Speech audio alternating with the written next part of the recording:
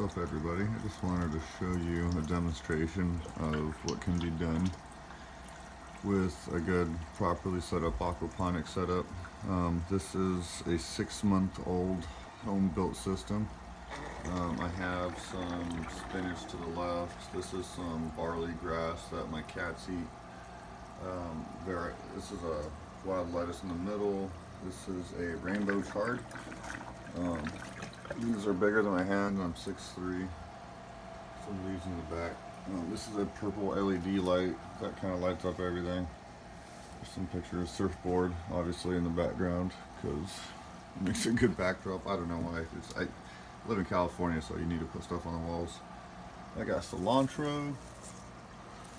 It's going pretty well from the store. I just transplanted some of the stems.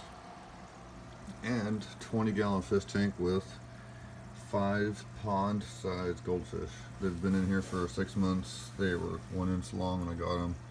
Now they're 2.5, 3 to 3.5 inches long.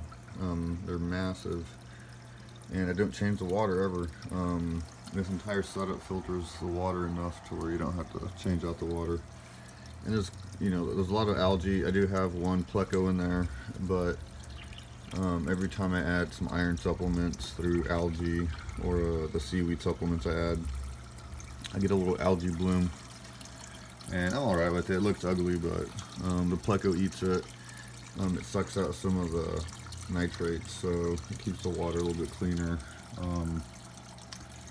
But yeah, it's not the prettiest thing, but after like a week or two, the pleco and I have some snails in there, and they'll eat up all that stuff. So, but that's it's 5 giant goldfish in a 20-gallon. The nitrates stay on the medium level side. It's safe, but it is on the high side.